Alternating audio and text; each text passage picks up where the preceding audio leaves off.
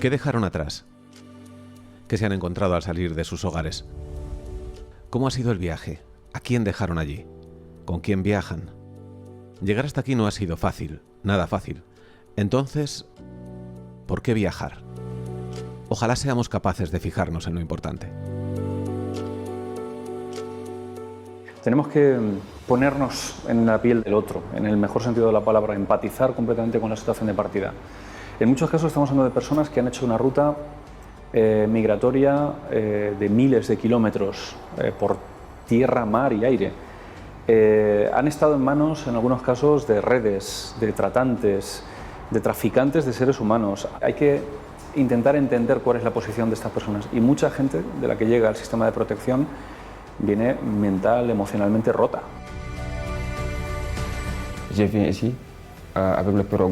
Vine aquí en una patera, sí.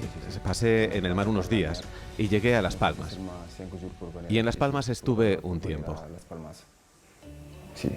Yo, Senegal, yo trabajé en el mar, pescadores. 10 años, sí. 10 años en el mar. Yo vine aquí en España con patera. 64 personas. Sí. Solo 5 días. Sí. A Las Palmas, Canarias. En Afganistán estaba en un partido político muy grande que ahora están luchando contra los talibanes. Y en 2020 los que estaban en televisiones, los talibanes querían matarle todo. Y yo estaba como una persona que siempre dice las cosas en televisiones y dejó mi país en 2020. Mis padres fueron los que emigraron. Mi mamá fue la primera en el 98 y se fue de Rumanía sola, dejando al marido y a las niñas y para buscar mejor vida, como es la razón principal, ¿no? Una de las razones principales para migrar. Y se fue en Italia en el 98. Estuve ahí como unos 2 años para poder trabajar, hacer los papeles y después trajo a mi papá. Yo me quedé como unos 7-8 meses con mi abuela y mi hermana, como que ya estaba en la escuela, se quedó con una tía en la ciudad. Y después nos trajeron en el 2000, en el verano del 2000 a las 2 en Italia. Aunque me duele mucho porque yo vivía 40 años a un país y yo nunca quería abandonar mi país.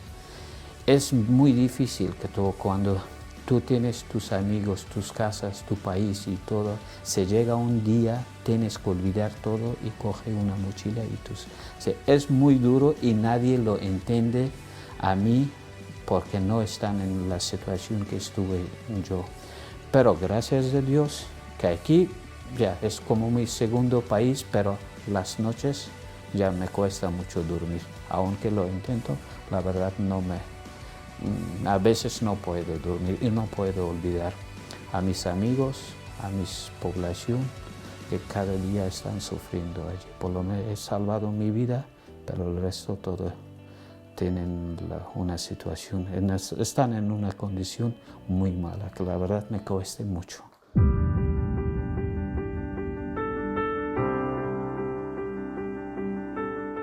Se podría pensar que la realidad de la migración es un encuentro entre dos mundos, el mundo estático que recibe y el mundo en movimiento.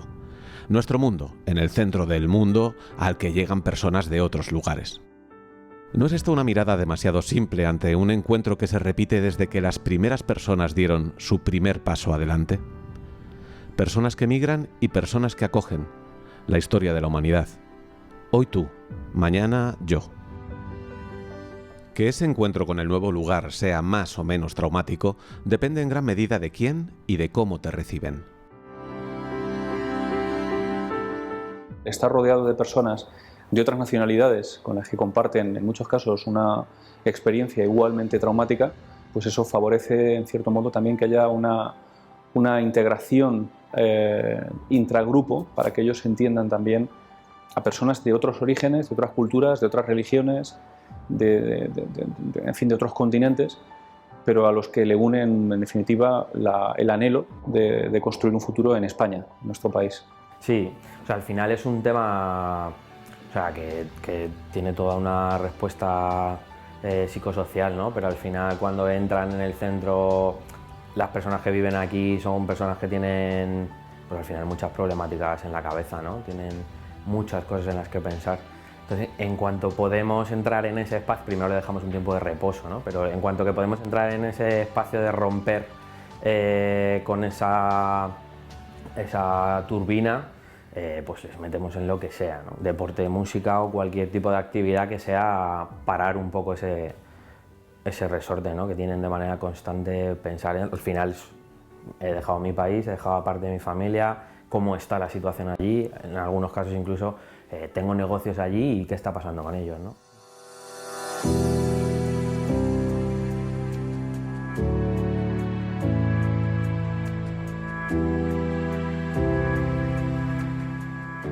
Según el Alto Comisionado de las Naciones Unidas para los Refugiados, ACNUR, hay 26 millones de personas refugiadas en el mundo. En España, durante 2020 se formalizaron 88.762 solicitudes de asilo y refugio. El 22% de estas solicitudes presentadas se resolvieron como favorables. Datos que definen una realidad, números que son personas que se mueven, que migran, que sufren, que mueren, que llegan, que salen adelante. Y en el otro lado, personas que acogen o que rechazan, que ayudan o que obstaculizan, que recuerdan o que olvidan. Acoger es algo más que dar un techo y comida.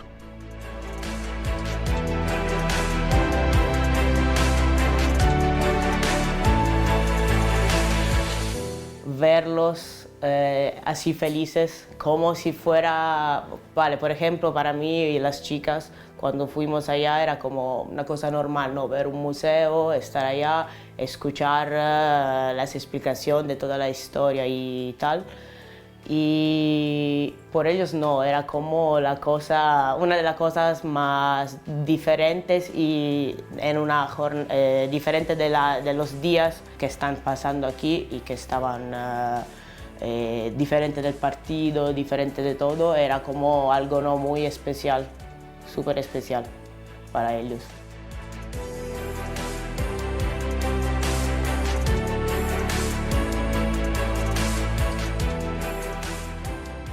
Yo, por ejemplo, últimamente me sabía que va a pasar esto porque el gobierno no tenía ganas de luchar contra los talibanes. Por eso, antes de la caída del gobierno he salido de Afganistán, fui a Turquía y allí estuve, llevaba 2 meses que se ha caído el gobierno de Afganistán y los talibanes lo tomaron el mando.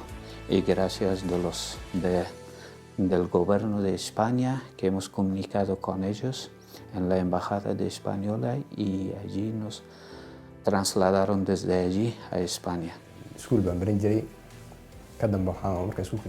En mi país tenemos un estado prácticamente de guerra interna, parecido a Afganistán. Por mi trabajo, soy chofer, me vi envuelto en una situación de peligro muy grave. Después de pasar oculto varios días en la capital, conseguí salir con un avión. Me costó 1.500 euros. Y quien me acompañaba me dejó en el aeropuerto de Madrid. Allí pedí asilo.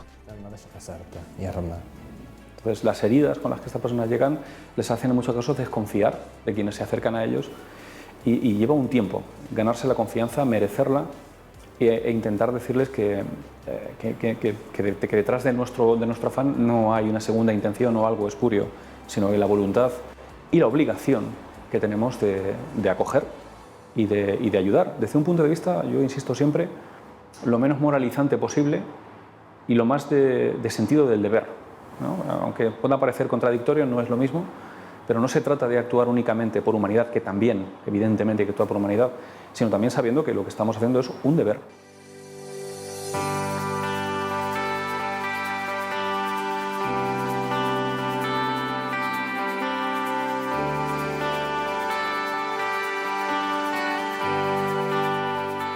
Enfrentamos las miradas. ¿Qué sabemos de ellos? ¿Qué sabemos de ellas? ¿Qué sabemos de sus lugares de procedencia, de su vida allí, de sus sueños, de sus ilusiones? Enfrentamos prejuicios, los nuestros y los suyos. Una manera de romper con estos prejuicios es encontrar espacios donde hay que actuar de forma cooperativa, atreverse a divertirse en unión, a bromear, a charlar. Seguramente el deporte es muy bueno por el hecho de, cuando no se habla el mismo idioma, el deporte es fundamental por el hecho de que es una manera de comunicar muy corporal, no verbal. Así que en este sentido, en estas situaciones, creo que el deporte es una de las herramientas mejor que se puede utilizar. También otras herramientas como el dibujo, no sé qué, puede ayudar, claro. Pero yo creo que el deporte es una de las primeras cosas que puede ayudar en ese sentido y en esa situación. Sí, este proyecto era muy interesante para todos, especialmente para nosotros afganos que no teníamos derecho de estas cosas en Afganistán, no tenemos como lugares para fútbol y también no teníamos tiempo, y es que en Afganistán no está mucho trabajo y cada persona tiene que hacer algo para comer y todos piensan solamente sobre la seguridad y no tienen nada más. Y para nosotros y también para los amigos africanos que estaba muy interesante que no tenemos ese derecho en nuestro país. La verdad es que una de las cosas que teníamos muy claras, y sabiendo el deporte al que nos íbamos a enfrentar, sino con el que íbamos a tratar, que al final es el fútbol, es un gran movimiento de masas, es una gran efervescencia en cuanto lo dejas en un sitio, como la gente viene, quiere jugar, quiere participar, animar. Entonces hay que tener un poquito las líneas de acción claras de cara a cómo vas a tener, como bien dices, actuar, ¿no? Porque puede llevar o desencadenar en un camino bastante desastroso o puede desencadenar en un camino bastante bonito. Entonces, nuestra línea de acción primeramente eran, sobre todo, reforzarnos con valores que el propio deporte, y en este caso el deporte colectivo, pues tiene, ¿no? Como es al final el compañerismo, el respeto hacia el rival, esa deportividad que tiene que estar, esa humildad por saber aceptar y que hay un rol de un árbitro. Entonces, al final, tenemos que engranar bien esas piezas para que ellos vean que no importa la competición, nunca importa el resultado, importa al final la mejoría y el saber aprender tanto de uno mismo, de cómo se comporta y cómo interactúa con el resto de compañeros, como también el conjunto del grupo sabe afrontar barreras o cualquier tipo de incertidumbre, como entre ellos, al hacer esa piña, saben poder lograr derribar esa barrera y seguir afrontando nuevos retos en los cuales ellos también, como grupo y como individuos, mejoran. Sí, o sea, yo creo que sí que logramos que ese espacio, que nos sintiéramos todas como que estábamos de igual a igual. Yo creo que sí que lo conseguimos. Al principio pues es lo típico, que en el reparto ya cuando pasábamos a jugar los partidillos, sí que recuerdo como que el reparto con las chicas era un poco, había alguna risa y demás, pero bueno, todo era marcar el primer gol y ya todos se quedaban como, bueno, vale, es que ellas también saben jugar. Entonces sí que era curioso, pero sí que notamos eso. O sea, yo creo que todas las que fuimos, en general solíamos repetir las que íbamos un día porque nos sentíamos muy a gusto y nos trataban súper bien, o sea que lo pasábamos muy bien. Es que el resumen es ese, fue una experiencia súper bonita.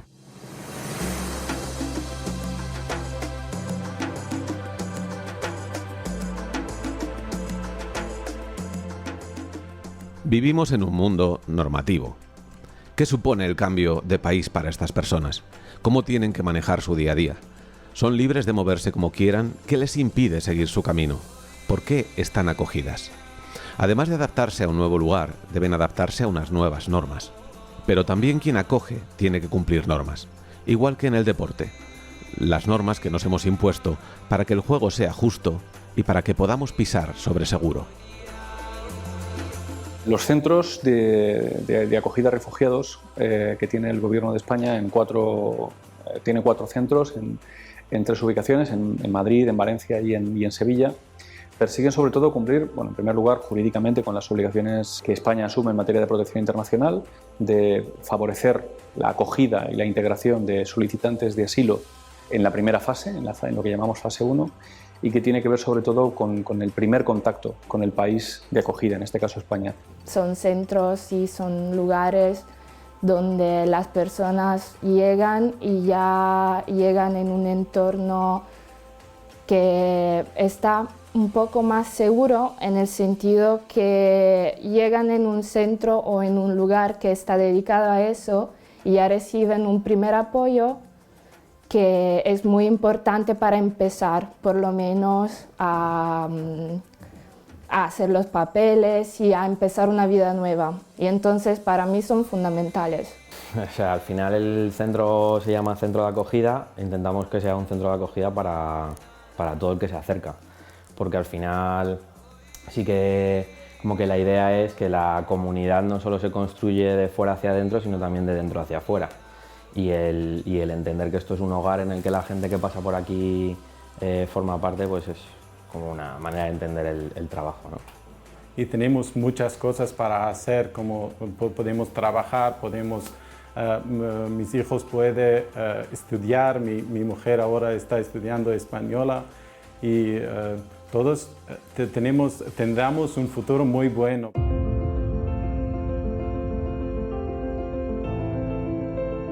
Yo tengo mucho miedo, sí. Yo estoy mucho miedo. Sí. ¿Ahora en España estás bien? Ahora sí estoy bien, sí. Ahora yo no miedo, porque aquí no tiene otras personas ataque. Sí, aquí está bien. El miedo. Este concepto tiene, como los espejos, dos caras. El miedo es libre, dicen, y es cierto. Y en este caso concreto circula en los dos sentidos de una misma dirección. ¿De qué tenemos miedo? ¿Es el mismo miedo el que se tiene de quien viene que de quien recibe? En el deporte se trabaja este concepto unido al de confianza. Subirse a una embarcación habiendo salido de Mali, cruzando África Occidental, recorrer cientos, casi miles de kilómetros en una embarcación precaria a merced de los elementos, deja una huella que no se cura con 2 tardes, necesita tiempo. En el proyecto deportivo El Mundo en Movimiento se ha aplicado una metodología específica para conseguir objetivos concretos. No se ha tratado de organizar unas pachangas un par de días a la semana, sino de proponer una actividad dirigida con ejercicios concretos que buscan complementar la acogida. Alexandra Mariut es una de las personas que ha diseñado las actividades durante los 6 meses en los que se ha desarrollado el proyecto El Mundo en Movimiento. Bueno, como que el objetivo principal del Mundo en Movimiento es lo de permitir a las personas de encontrar un espacio seguro y donde pueden relacionarse. Hemos trabajado mucho y sobre todo hemos puesto un enfoque sobre el hecho de desarrollar y también aumentar la confianza en uno mismo, una confianza en el grupo, porque cuando te encuentras con personas nuevas que no conoces, hay que empezar a construir un poco de confianza así para empezar a jugar y también para desarrollarse a nivel personal. A mí es lo que más me gustó, ¿no? Que al final llegábamos ahí, nos recibíais con música, estábamos todos cambiándonos, nos saludábamos todos y las dinámicas del principio de jugar y demás nos servían un poco para eso, para conocernos y para estar como ya predispuestas a pasar un rato bien y evadirnos un poco, ¿no? Yo creo que nos sirvió a todas como para echar un rato felices jugando, ¿no? Lo que es el fútbol o como lo vivíamos de pequeñas originalmente, que era más como un juego que todo el rollo de competir que tenemos más en nuestro día a día. Cuando tú no tienes la tranquilidad y cuando tú no sientes bien y cuando tú no puedes ir al colegio y cómo puedes pensar sobre el deporte, creo que el primero es la educación y el segundo es deporte. Entonces, aunque a lo mejor los talibanes dan algún anuncio, alguna noticia, que ya ahí estamos apoyando los partidos de deportes y eso, pero cuando tú no tienes nada para comer, no tienes nada para estudiar y todos los días estás preocupado por tu futuro, entonces, ¿cómo puedes hacer deportes? Quiero pensar que al final, o sea, igual que la gente que aquí expresa, si es una expresión de miedo, todavía tiene solución. Porque al final el contacto es lo que va a resolver ese miedo, ¿no? Cuando enciendes la luz se te pasa el miedo a la oscuridad, ¿no? Cuando conoces lo que hay ahí atrás se rompe ese miedo. Quiero pensar que la imagen que tenemos de cara al exterior de la comunidad española en general y por suerte de la vallecana es una sociedad de acogida. Y somos en general, y es una cosa que sí que me repiten muchas veces en el centro, es la gente aquí es muy agradable, ¿no? Y preguntas cualquier cosa y te pueden indicar o incluso te van a acompañar. Sobre el discurso de la gente de aquí al final, bueno, creo que nos queda mucho trabajo y hay un motor muy potente que está intentando mover discursos de separación, ¿no? Yo ni siquiera los diría de odio, ¿no? Al final es discursos en los que intentan separarnos a los de abajo y bueno, yo creo que hay mucho trabajo que hacer y que proyectos como este son los que nos ayudan a romper ese tipo de discursos. Bueno, yo creo que fuimos rodando y enseguida, yo creo, porque se fue viendo un poco la evolución y el resultado en ellos, ¿no? y cómo iban recibiendo esos entrenamientos. La adaptación con los entrenadores fue muy rápida porque ellos se hicieron querer muy rápidamente, así que se vio enseguida que esto iba a ser positivo.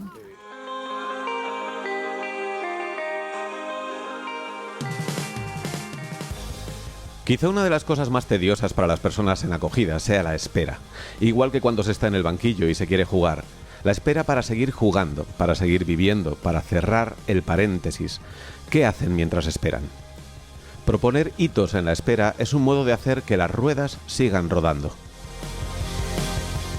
El proyecto El Mundo en Movimiento también incorporaba, además de las horas de entrenamiento y convivencia con el grupo y personas locales, encuentros entre centros. Uno en Albacete y el partido final en Madrid. Ciudades que abrieron sus puertas para hacerles sentir parte de un mundo que puede ayudarles. A mí me parece que los encuentros han profundizado todavía más en el tema de la cohesión grupal, ¿no? Entre ellos y también con los entrenadores y con el personal organizador, digamos, ¿no? Y me parece que ha sido un elemento importante del proyecto, muy importante, por la parte deportiva, por la parte cultural de las visitas que hemos hecho tanto en Albacete como aquí en Madrid, y ellos están ilusionados, se sienten parte del proyecto, se sienten importantes y valorados, y me parece que el encuentro es una de las partes fundamentales del proyecto. Al mismo tiempo, el deporte también es refugio para muchas personas que de esa forma externalizan es una forma de expresión del cuerpo también, ¿no? Y es importante para ellos en esta experiencia que hemos puesto en marcha desde el punto de vista incluso de superar barreras idiomáticas en un mismo centro en el que, por ejemplo, dos culturas muy diferentes, en las que en ocasiones se dan también ciertas dinámicas competitivas por otros motivos, geopolíticos, históricos y demás, pues de repente dices, bueno, este es un punto en común que tenemos.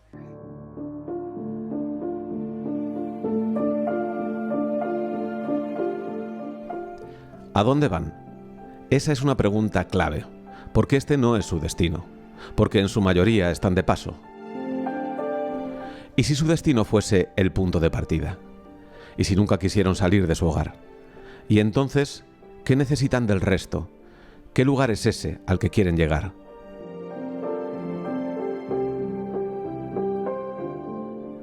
Somos capaces de unirnos para ayudar, somos capaces de disfrutar de un momento concreto con ellas y con ellos, ¿son capaces de vernos como personas de las que fiarse? ¿Lo merecemos?